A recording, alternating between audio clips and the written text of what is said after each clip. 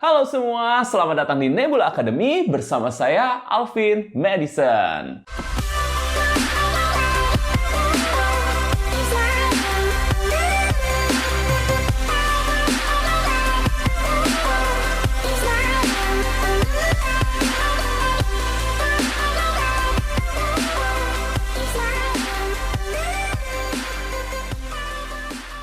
Oke, hari ini kita mau belajar next step, yaitu step keempat, bagaimana prospecting.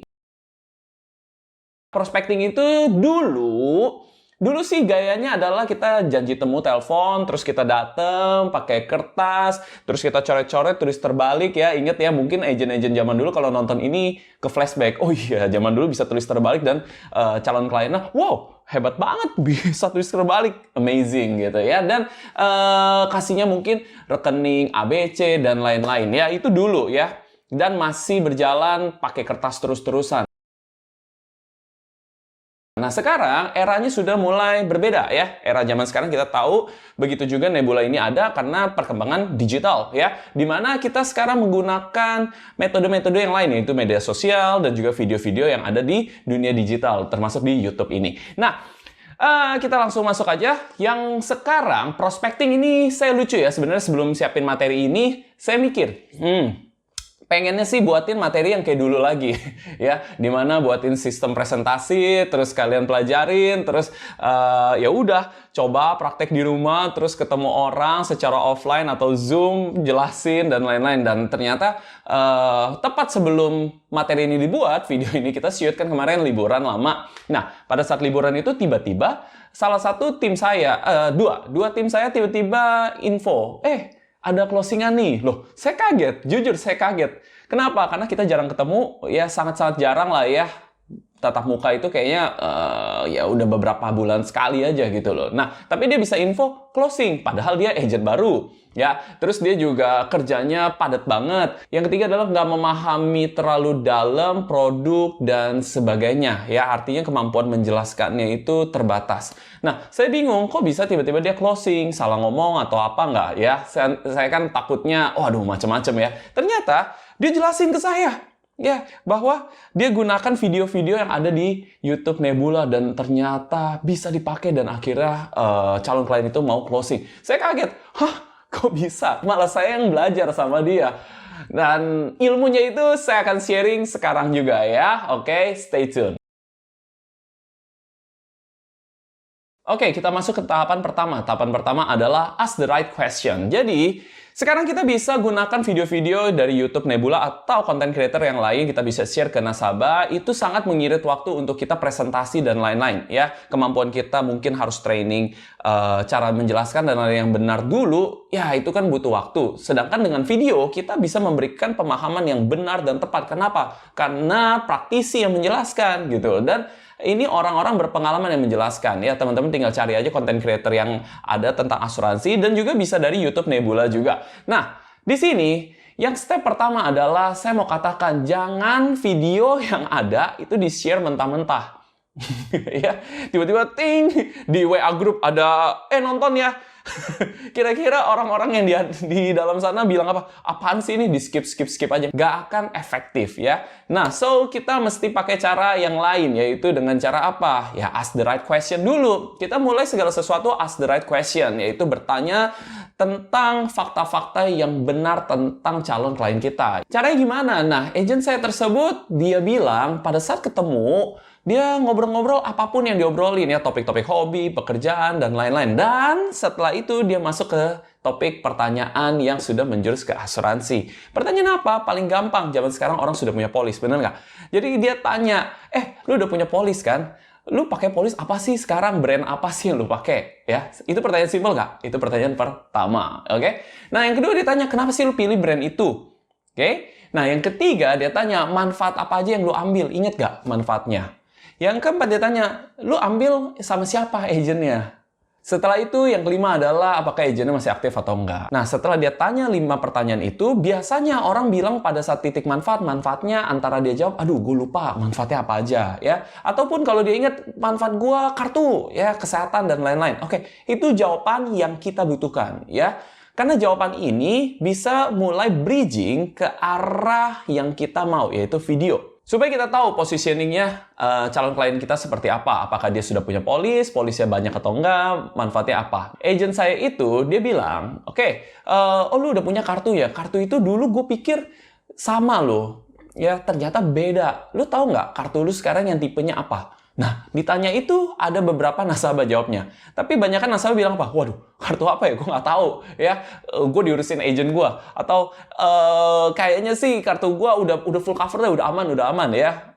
Rata-rata seperti itu. Dan dia bilang satu hal. Oke, bagus sih. Lu udah tahu lu punya kartu seperti apa. Ya, tapi detailnya kan lu nggak tahu. Takutnya, apa yang lu pikir udah bener, ternyata nggak bener pada saat klaim, ya. Nah, lu nonton dulu deh video ini. Dulu sebelumnya, gue juga nggak tahu kartu itu ada berapa macam, terus bahayanya apa, segala macam. Ya, taunya bayar premi terus aja, ya kan. Nah, setelah gue nonton video ini, ya cuma sebentar kan videonya, paling cuma 8 menitan. Dan itu video apa? Video tentang inner limit versus outer limit, ya. Videonya ada di sini. Kalau teman-teman males nyari, ya tinggal klik di yang saya tunjuk ini aja.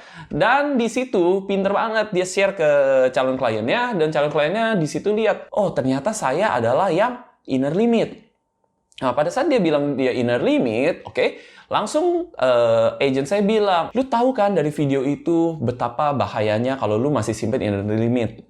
Ya, mungkin lu bayar premi terus, tapi kalau klaim ada apa-apa, kan nomboknya banyak ya. Ingat ya cerita yang ada di video tersebut. Dan akhirnya dia bilang, oke, gue buatin contoh ya. Kebetulan gue juga di sini dan gue bisa buatin lu contoh, lu lihat dulu aja ya. Kalau misalkan menurut lu oke, ya lu upgrade. Tapi kalau lu nggak oke, ya udah nggak apa-apa. Cuma menurut gue, saran gue sebagai teman lu, better upgrade. Ya, terserah sama siapapun juga, tapi better upgrade.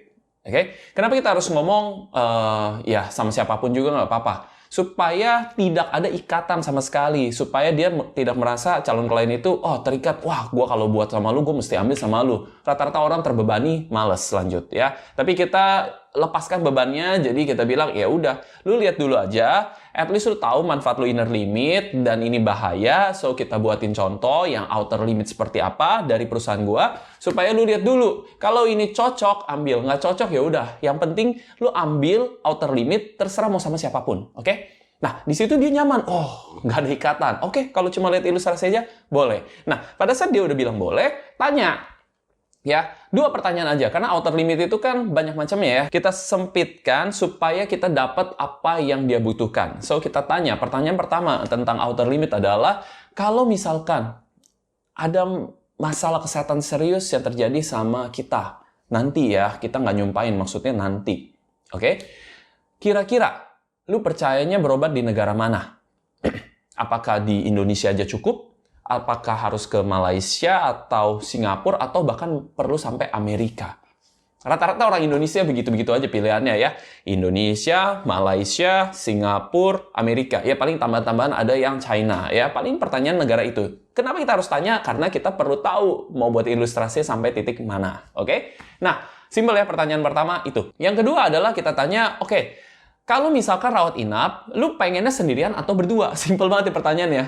Kenapa kita harus tanyakan itu? Karena produk outer limit itu sudah mengcover one bed atau two bed, gitu ya. Kalau dia salah ambil di sini, nanti gawat, bisa nombok gede. Oke? So, 2 pertanyaan itu ditanyakan. Setelah dapat 2 jawaban itu, ya, kita langsung buka tabel. Ya, teman-teman, kalau butuh tabel-tabel produk asuransi tertentu, ya bisa japrik saya nggak bisa info di sini. Ya, tabel preminya seperti apa, bisa dari situ kalau mau cepat, atau teman-teman buka aplikasi asuransi teman-teman masing-masing dan buatlah ilustrasi. Kasih dia yang cepat, ya. Oke, itu aja tahapan yang pertama. Setelah itu lanjut ke next video, yaitu bagaimana follow up dan closing. Oke, dan saya kaget dia closing gitu.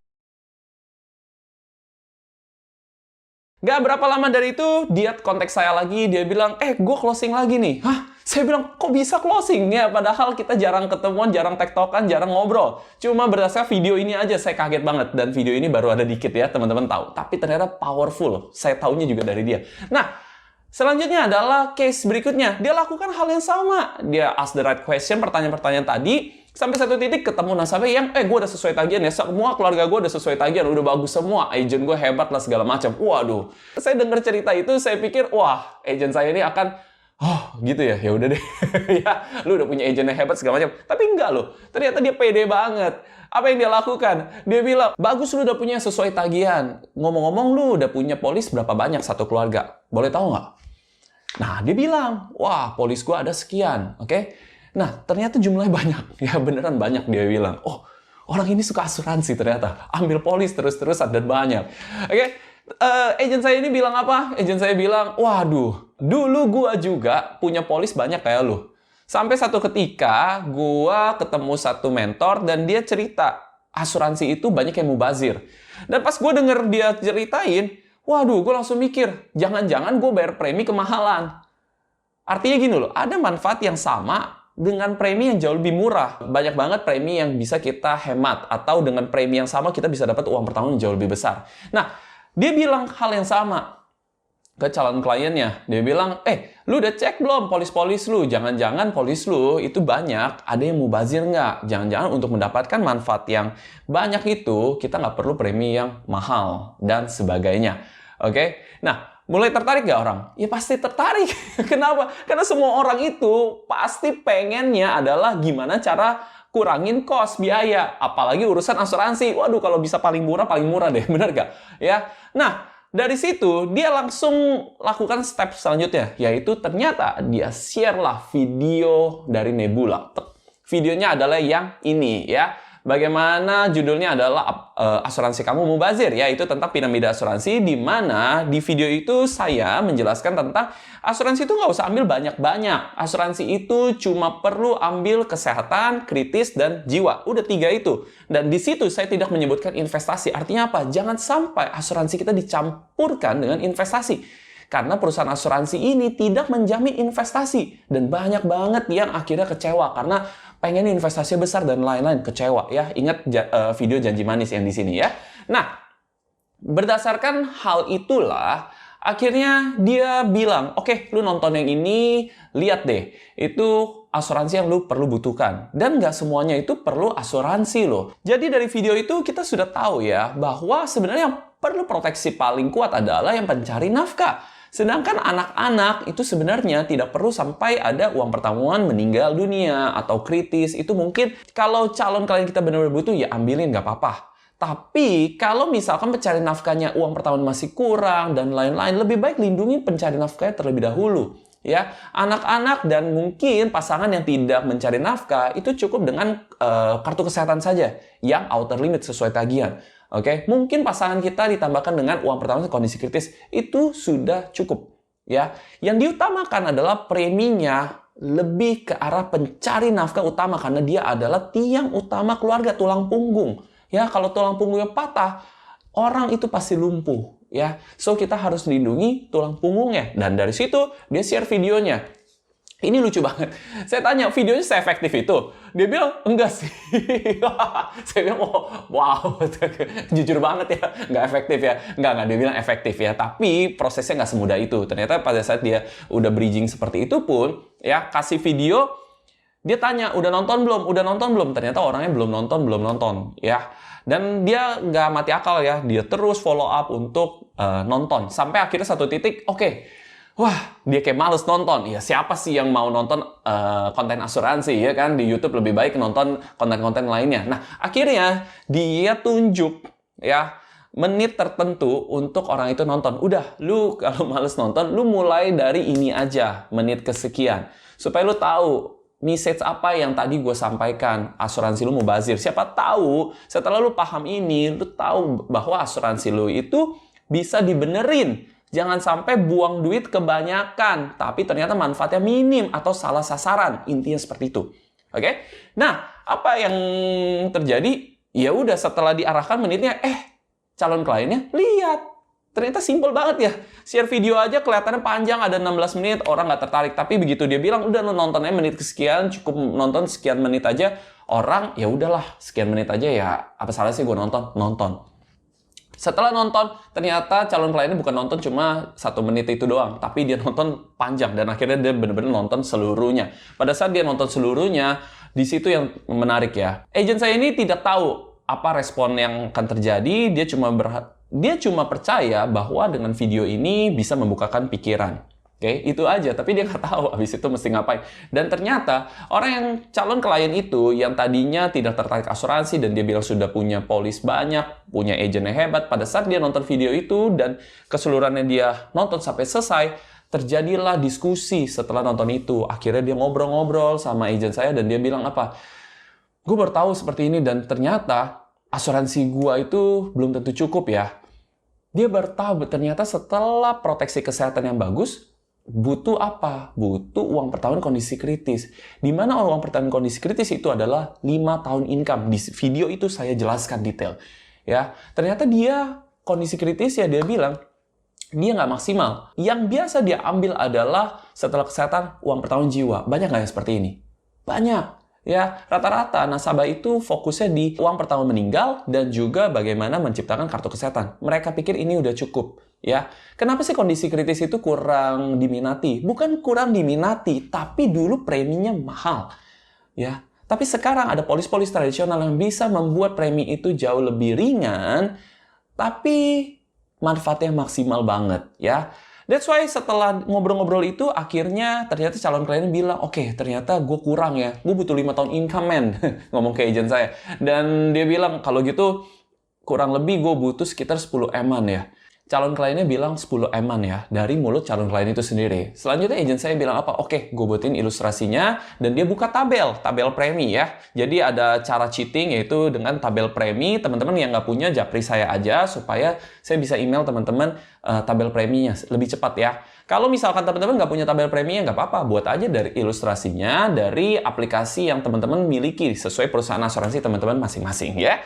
Oke, nah setelah itu dia buatin preminya itu sekian. Ya, wah, di situ terjadilah negosiasi, tapi akhirnya dari yang dia minta 10 M-an itu, jadilah di angka 5 miliar. Lumayan nggak? Oke, at least agent saya merasa, wah, dengan gue kemampuan minim, jam terbang minim, gue berhasil meyakinkan orang bahwa orang itu harus menciptakan proteksi untuk keluarga dia yang benar. Dia merasa kaget banget dengan cara prospecting yang sekarang ini. Dan begitu saya dengar cerita dia, wow, saya bilang gila banget. Ini yang saya harus sharing dan saya buat materinya. Gitu. Ya, ini aja teman-teman. Dan teman-teman, satu hal yang saya minta teman-teman adalah pelajari klipnya juga ya, YouTube Clips. Jadi di video-video YouTube Nebula, teman-teman bisa klip ya. Dia bisa dipotong dari menit berapa sampai menit ke berapa ya. Totalnya itu bisa dari 5 detik sampai 1 menit teman-teman bisa buat klipnya. Dan itu sangat-sangat membantu. Kenapa? Karena orang kalau lihatnya cuma berapa detik atau 1 menit, orang kayak nyaman banget buat nonton. Ya, kayak nonton TikTok aja. TikTok kenapa rame? Karena sebentar. Ya, kurang dari 3 menit rata-rata videonya. Oke, paling itu aja dari teknik prospecting. Simple banget ya, zaman sekarang itu belum tentu kita harus telepon atau yang lain-lain. Mungkin dengan chatting-chatting aja, DM-DM aja, kita bisa loh melakukan prospecting ya. Tinggal yang penting adalah bridging-nya bagaimana, bertanya yang tepat bagaimana, lalu memberikan videonya, follow up udah nonton atau belum videonya, habis itu buat ilustrasinya atau bisa dengan tabel dipercepat. Setelah itu next step-nya adalah closing, isi SPAJ dan sebagainya. Dan itu sangat mengirit waktu banget ya. Dia bilang gila, dengan pekerjaan dia sepadat itu ternyata dia bisa loh ya, dia luangin waktu. Pekerjaan ini paling cuma dia jalanin sehari paling dia 3 jam, tapi dari 3 jam itu dia bisa prospecting itu 3-4 orang, dia bilang, dengan metode yang baru ini. Dan excited banget. Oke, itu aja ya, nanti kita akan lanjut lagi ke part 5. Semoga bermanfaat ya. Jangan lupa untuk subscribe, like, comment, and see you in next part.